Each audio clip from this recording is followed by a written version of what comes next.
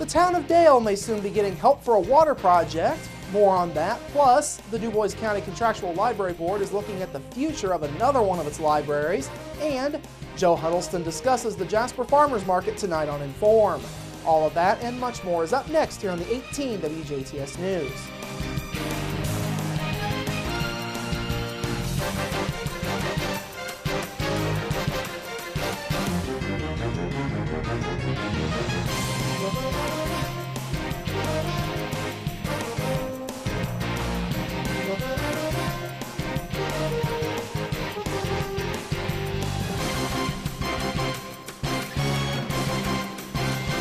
Hello, I'm Bradford Raths. We begin tonight with Jasper officials and the Community Strike Force Against Crime looking for the person or people responsible for vandalism along the Jasper Riverwalk. This morning, Jasper Mayor Terry Seitz announced that the city is offering a $500 reward for information that leads to the arrest and conviction of those responsible for painting an I love you message on the trunk of a tree just east of Dave Beeler Plaza using red and black spray paint. Seitz says a citizen who was walking along the Riverwalk yesterday evening reported the vandalism to the city. Seitz says the city plans to treat the vandalism as a criminal case. Anyone who understands what the message on the tree means or who may have seen suspicious activity in the area is asked to call the Jasper Police Department at 482-2255. You can also call the department's anonymous tip line at 481-COPS. The town of Dale may soon be overhauling its water delivery system thanks to a major grant. Earlier this week, John Craig with Midwestern Engineers told the town council that Dale is in line to get just over $600,000 worth of grant money from the U.S. Department of Agriculture for use on this project. The town also may qualify for more than $1.2 million in loans from the USDA towards completing the work. During the meeting, Craig presented the council with contracts which outlined the funding options. He told them signatures were not needed right away and encouraged them to read over the contracts. He also encouraged them to come up with any additional conditions that could be used through a negotiations process. Now, this project has been on the town's radar since late 2011. The project in all will cost just over $1.8 million to do. Midwestern Engineers has been working closely with the town throughout this process. The firm handled the water system's initial analysis back in 2012 and also did some preliminary engineering work last year.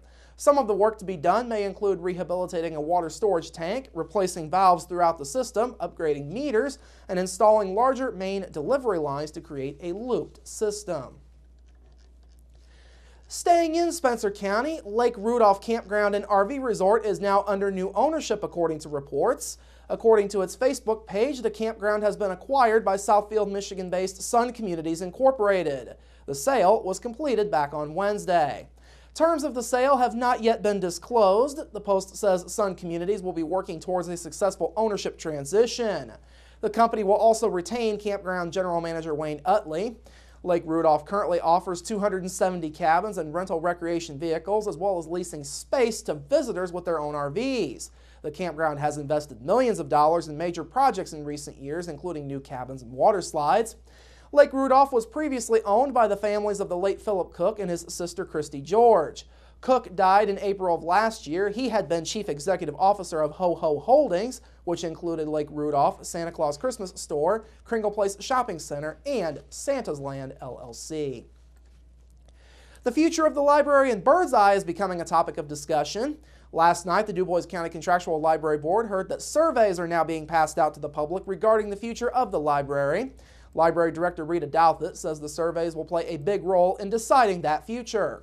The survey will help us get some information and some input from the community as to what they think, what they would like to see. And then the architects and engineers will take a look and see, look at all the demographics and determine if it's feasible. You know, should we try and build a new building? Should we take what we've got and add on to it and remodel it? Or should we do nothing? So we'll find out when the study is over. Douthit says space is also an issue at the current building in Birdseye. She says the library often keeps newer items at the building to keep space open, and older items can be shipped from the Jasper Library. Douthit says more space at the Birdseye branch would allow for a bigger collection, a room for children's and other programming, and more computers. Also last night, Douthit told the boards that summer reading programs are now underway at the libraries. Those programs got underway last Tuesday following the Memorial Day holiday. Douthit says all library branches have already seen 1,600 to 1,700 people participate in summer reading within its first week. She says summer reading helps to keep kids engaged when school is not in session. It keeps the kids reading, and it keeps their reading level up, and keeps their interest up. And if we can get them to keep on reading, then they don't lose as much during the summer because their mind is occupied. Douthit says programs are going on all day, every day at all of the library locations. In final notes, the board started discussions on a new logo for the libraries. Douthit says the logo would help the libraries to market themselves better in the future. She says one logo would be used for all libraries going forward. The work of a local artist is now on display at the Jasper Arts Center's Kremp Gallery. Last night, the Arts Center hosted a First Thursday reception for local artist Abby Laux. Laux, a Celestine resident, had numerous oil and acrylic paintings on display which addressed humans and their connection to nature. The collection of paintings is known as Tread Lightly. Laux says that connection to nature is what inspired her work. Well, I've always been interested in nature, so I mean, it's just, I think we're all drawn to nature.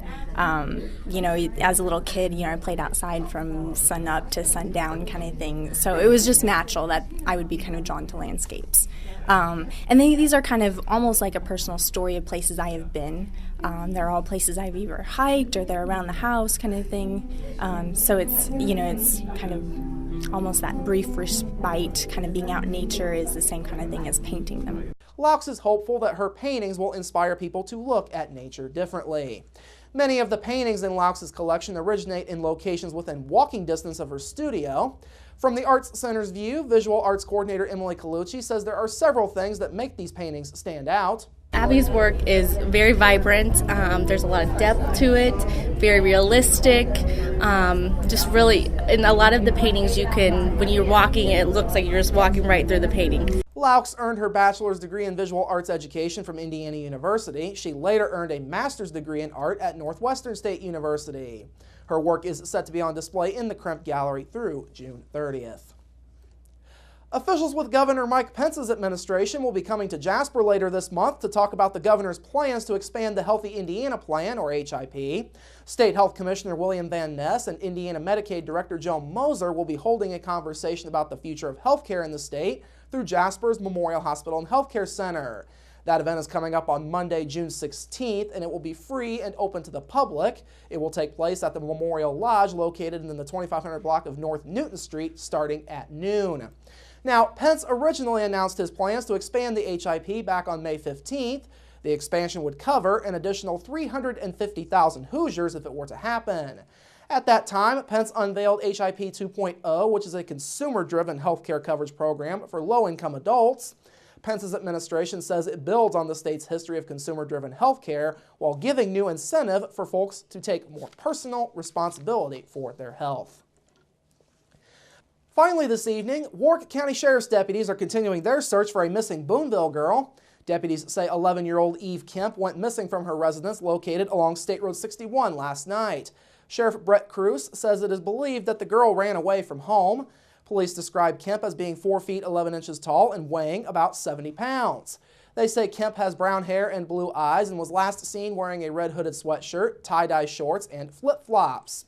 Anyone who has any information is asked to call the Warwick County Sheriff's Office at 897-6180.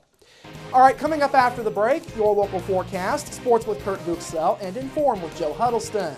That's all up next here on the 18 WJTS News. Local people watching local people.